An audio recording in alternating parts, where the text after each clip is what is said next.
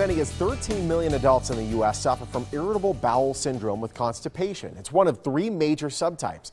April is IBS Awareness Month, which means it's a great reminder to have a candid discussion with your doctor. Here with the details, Dr. Susan Lusak. She's a board-certified gastroenterologist. It's great having you. It's great to be with you, Sean. So IBS-C, obviously, I mean, this is not the most fun subject. People don't want to have to talk about this, but this is a reality. Millions of people have this. I know I have friends that have this. What's the prevalence of IBS-C? Well, first of all, irritable bowel syndrome is the most common gastrointestinal disorder in the United States. Wow. And as you mentioned, irritable bowel syndrome with constipation is one of the subtypes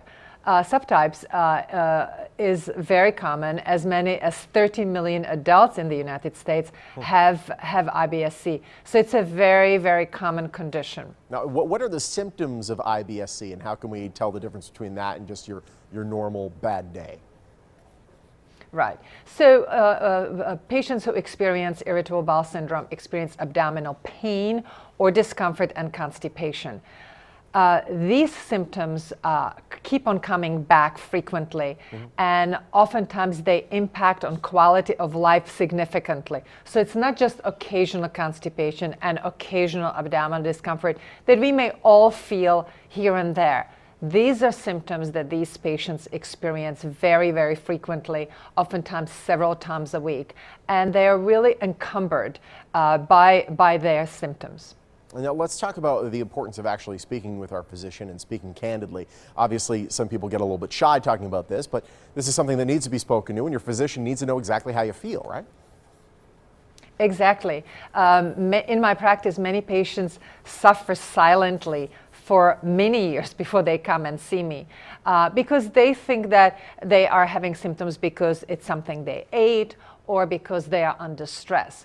But if these symptoms occur, as I said, frequently, they impact on their symptoms, that's important to go and see a doctor and speak about these symptoms. Certainly, it's difficult to talk about abdominal pain and constipation. We don't speak about these symptoms freely, socially, but it is important to talk to your doctor about them because there is help, there is treatment that can help the symptoms. Which is great. Now, what kind of information is helpful to share with your physician regarding your condition? Or should you say if there's just if it's been prolonging a long-term pain that's been in your stomach, what should we be telling our doctor? It's important to describe the abdominal pain, the quality of the abdominal pain or discomfort, and then also talk about how frequent these symptoms are and how impactful they are on the life of those who suffer with them, and how long-standing they are. Generally, this is a disorder that occurs in young people between the ages of 20 to 40, and it's more frequent in women than in men. And it's important to really talk about these symptoms so that the patient and the doctor can make a decision about treatment for these symptoms. Well, let's talk about the treatment options for managing IBS-C. What's available out there? So initially, we start with proper diet, fiber supplementation, drinking enough fluids, and exercise. But if symptoms of IBS-C persist, then a medication such as Linzess is approved for treatment of adults in the United States with IBS-C. As with all medications, side effects may occur. The most common side effect of Linzess is diarrhea.